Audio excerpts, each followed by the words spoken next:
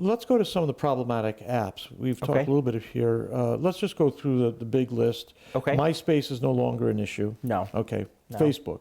Facebook is one of the less problematic apps that's out there. It's a social media site that almost everybody's on. About half the people on it don't like it for various reasons. Probably the biggest problem with Facebook are the ads on the side, and some of them can be more explicit and more problematic than others. But for the most part, Facebook isn't something that's going to lead your kids into really bad places like some of the other apps could. Twitter. Twitter is actually very problematic. Not in that the idea of Twitter in itself is bad, not that the vast majority of users of Twitter are doing bad things, but it's so easy to stumble upon hardcore pornography on Twitter. There are accounts dedicated to it. There are people that just get drunk and do stupid things and post it on Twitter. There's no content filters. There's no restrictions on Twitter about nudity like they have on Facebook. And so it's really easy to stumble across things on Twitter.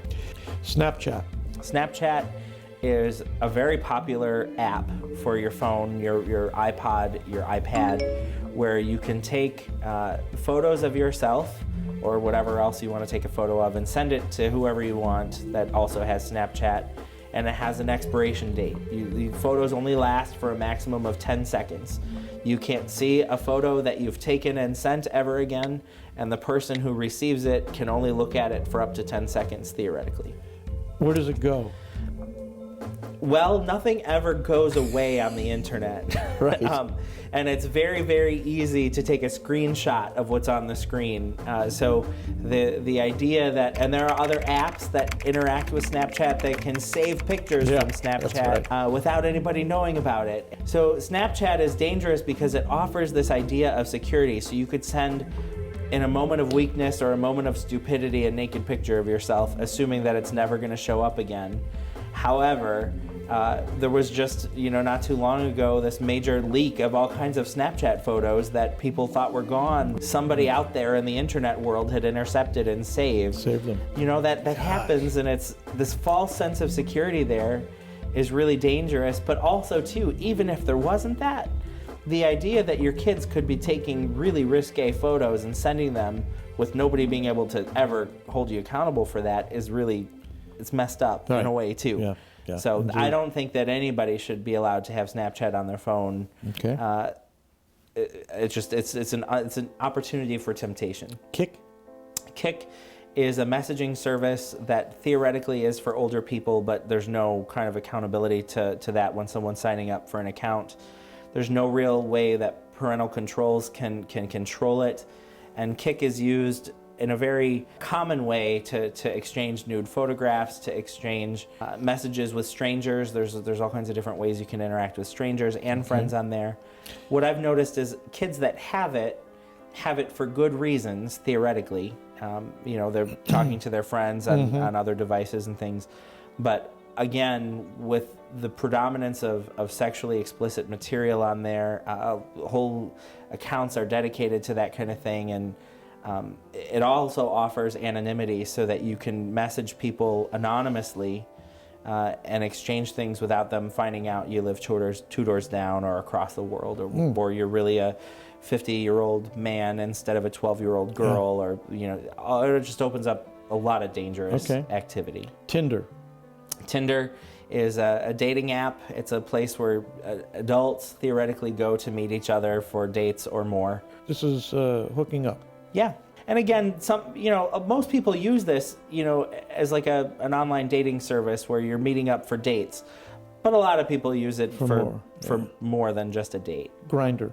Grindr is like Tinder, but it's a gay hookup app, essentially. Okay. Instagram.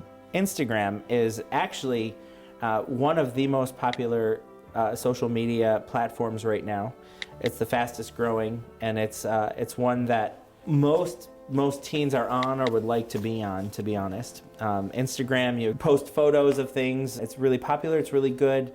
It doesn't allow for nudity, which is a good thing, but it does allow for a lot of provocative kinds of imagery.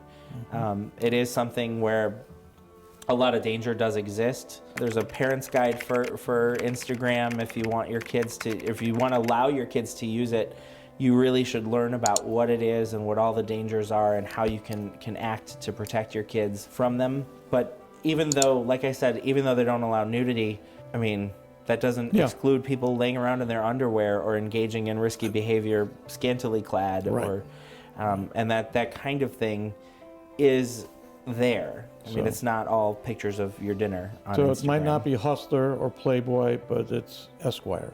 Or Maxim. How can parents take inventory of the apps that their kids have on smartphones?